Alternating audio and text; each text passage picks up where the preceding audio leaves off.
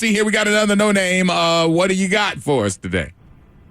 Okay, so I have a 22-year-old daughter who lives at home with me, and we had a conversation the other night. She said she's been out of high school. She's had, in and out jobs, but this job that she's on now, she's been on for 5 years, okay? It's working with children. I do the same thing with kids.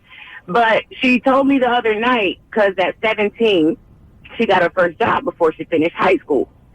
And at that time, I was teaching her, how to get around, and not to depend on me. We have the bus system, because I'm not going to always be here. But she told me the other night, and I felt some type of way, and I still feel some type of way about it, that I left her alone.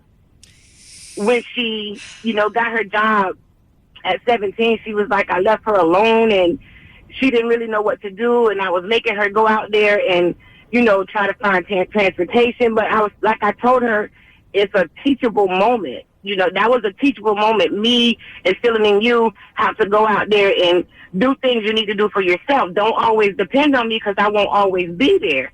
And I felt some type of way about that, because she's my baby, but it's like she's not grasping the aspects of life and doing things on her own and not depending on people.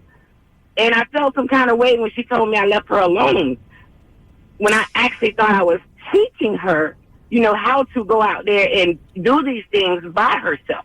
Okay, well, first of all, you her interpretation of it isn't the truth.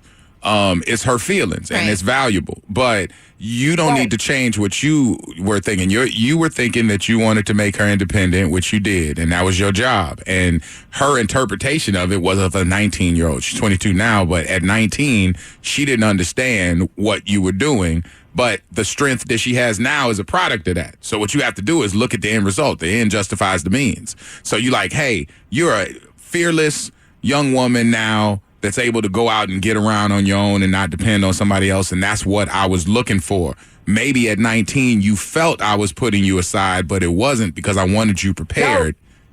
No. She was 17 at the time. Oh, 17. Yeah. So, preparing you for adulthood, I wanted to make sure that I put you into a space where you were getting ready to, be an adult and have to be a little bit more independent. Instead of depending on me and being thrust out there into the adult world, I was trying to get you better prepared. And looking at you now, I see the benefit of doing that. It might not have been something you can understand as a 17-year-old, because you're looking at other 17-year-olds and they're being coddled by their parents and being carted everywhere that they go. Yeah. But I wanted you to be a little bit better, and that's why I tried to do that. It's hard to take emotion out of it. She feels like you possibly abandoned her, and that's not the case. You were preparing her for her life. And some of life's best lessons take years to kind of digest and to make sense. So what a 22-year-old could say, hey, you left me alone, you abandoned me. A 28-year-old might look at that and being like, that's the reason why I'm successful. That's one of the best things you could have ever done for me, Mom. Yeah. And so the perspective of it is that you see it clearly because you're an adult and you're experienced and you got a little bit more years on her.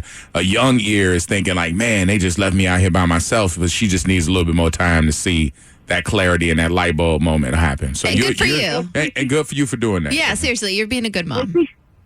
She's always throwing up in my face because, I can tell her like how we grew up. It was totally different, because right now today, the society is all about technology. And I was telling her, we didn't have those things when we were growing up. So she's always throwing up in my face, well, y'all had it easy when y'all were growing up. It's hard now. No, it's better now. But wait.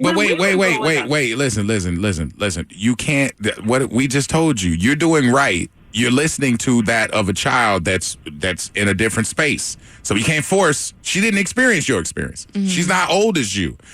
So when she throws something at you, don't bust back. Don't engage into the argument. Realize you're talking to a young person that don't have experiences. She doesn't understand. Like if a kid says, I'm going to go out and buy me a bunny. All right, whatever, bye. Go ahead. You don't expect a lot of clarity to come from him. She's finding her way. She's young.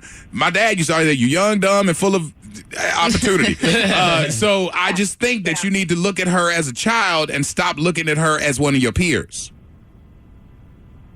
I don't look at her as one of my peers. Well, you sound like you're expecting her to be one of your peers, and I'm telling you just by listening to you, because you're okay. All right.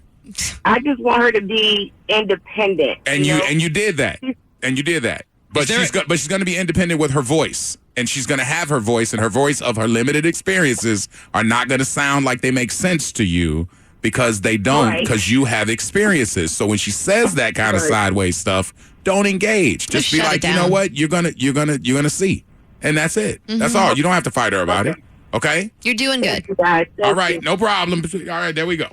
I think for her, and I know we got her off the phone, I was waiting because that would have gone too long. But like that sense of independence and standing on your own 2 feet could start with like an exit strategy. Yes. Like you're still living at home. Okay, you want to be independent. How are we going to get you out of here? And not next week, but maybe in the next 3 months. It also starts with a vehicle. Now, that's what she was talking about. You just got to let her live. Because, I mean, she's going to be good. And when that light bulb moment happens, and you don't know when it's, I mean, most of the things your parents tell you are going to be like things that don't make sense. Right. And then when you get out, and you start paying bills, or, something happens and you got a little nest egg because they was telling you put $20 a week away, like, whatever. That's what Mama was talking about. And it hits you.